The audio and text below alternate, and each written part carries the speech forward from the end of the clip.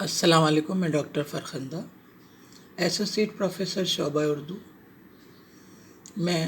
M a final کے 9 paper کا ایک مضمون تحریک آزادی میں اردو شعراء کا کردار پر اظہار خیال کر رہی ہوں. اس سے قبل بھی میں نے اس پر اظہار خیال کیا تھا کہ 1857 کے غدر کے بعد ہی اردو شعراء کے یہاں ہمیں ایسے اشعار ملتے ہیں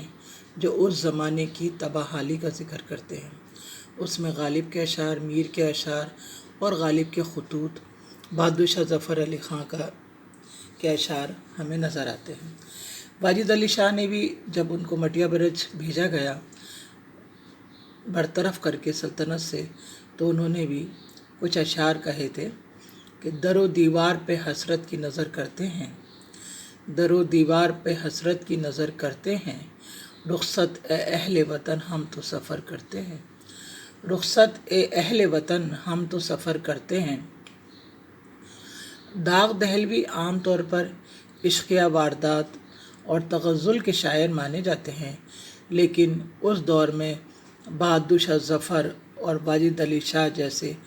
محبان وطن کی جلاوطنی بھی ان سے ایسے شعر کہلوانے میں کامیاب رہی. برنگ بوئے گل اہل چمن چمن سے چلے، برنگ بوئے گل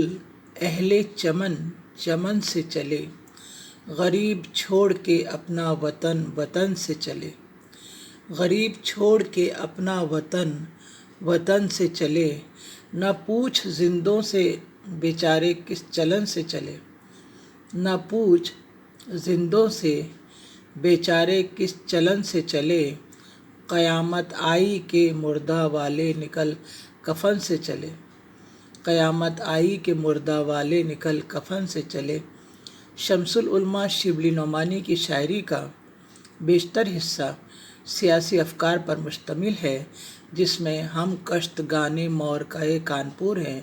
جیسی جوشیلی نظمیں شامل ہیں. اپنے پرجوش سیاسی مسلک کی وضاحت کرتے ہوئے انہوں نے ایک نظم میں کہا ہے: معترض ہے مجھ پہ میرے مہربان قدیم، معترض ہے مجھ پہ میرے مہربان قدیم، جرم یہ ہے کہ میں نے کیوں چھوڑا وہ آئین کہن، میں نے کیوں لکھے مضامین سیاست پے با پے، کیوں نہ کی تقلید طرز رہنمایان زمن، کیوں نہ کی تقلید طرز رہنمایان زمن. کانگریس سے مجھ کو ہے اظہار براءت کیوں نہیں، کانگریس سے مجھ کو ہے اظہار براءت کیوں نہیں، کیوں حقوق ملک میں ہوں ہندوؤں کا ہم سخن، کیوں حقوق ملک میں ہوں ہندوؤں کا ہم سخن. مولانا شبلی کی سیاسی نظمیں ایسی کٹیلی اور تیز و تند ہوتی تھیں کہ ان میں سے بعض کو برٹش حکومت نے ضبط کر لیا. تقسیم بنگال سے متعلق ان کی نظم شدت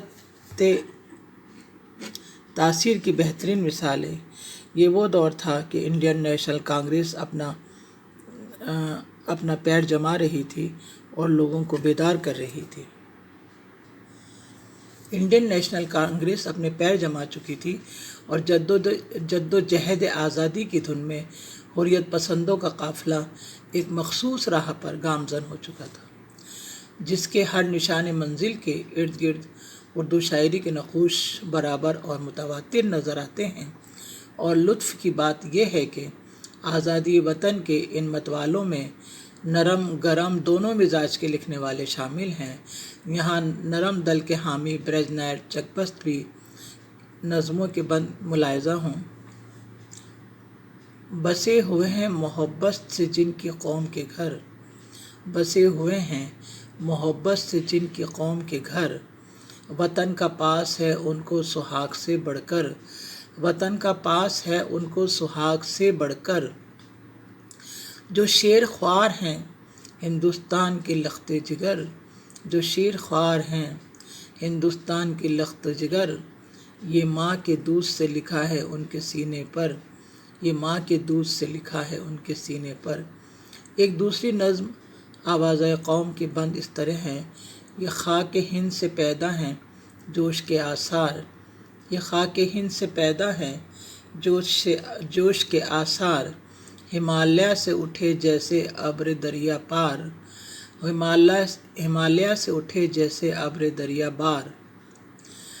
لہو رگوں میں دکھاتا ہے برق کی رفتار،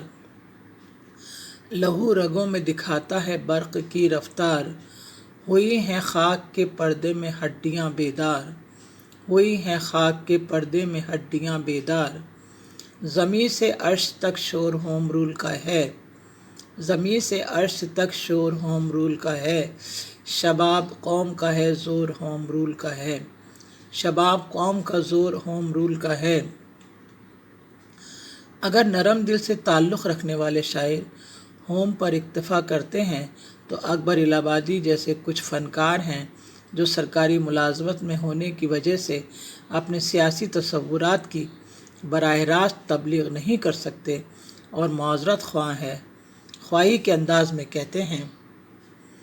مدخولہ گورنمنٹ اگر اکبر نہ ہوتا، مدخولہ گورنمنٹ اگر اکبر نہ ہوتا، اس کو بھی آپ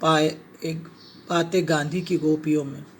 اس کو بھی آپ پاتے گاندھی کی گوپیوں میں۔ اس معذرت طبع کے باوجود اکبر الہ آبادی نے اپنی طنزیہ مزاحیہ شاعری کے وسیلے سے برٹش راج کے خلاف ہندوستانی قوم میں حریت اور عزت نفس کے جذبات بیدار کیے۔ ایک نظم میں ان کا انوکھا انداز ملاحظہ فرمائیے: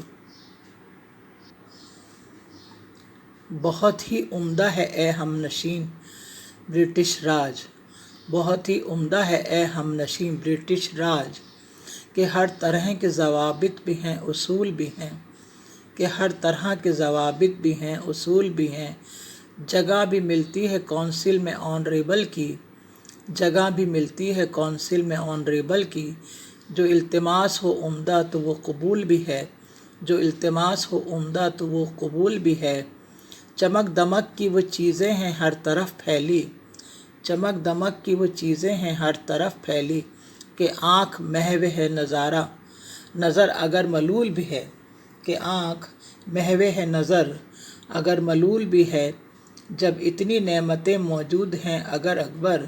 جب اتنی نعمتیں موجود ہیں اگر اکبر، تو حرج کیا ہے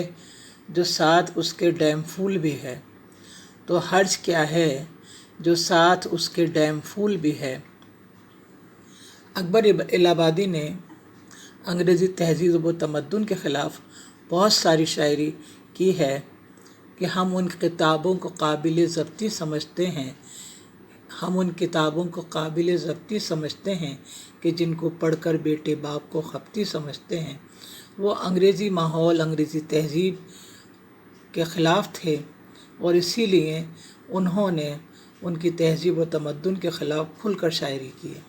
بقیہ حصہ ہم اگلے لیکچر میں پیش کریں گے۔ اللہ حافظ۔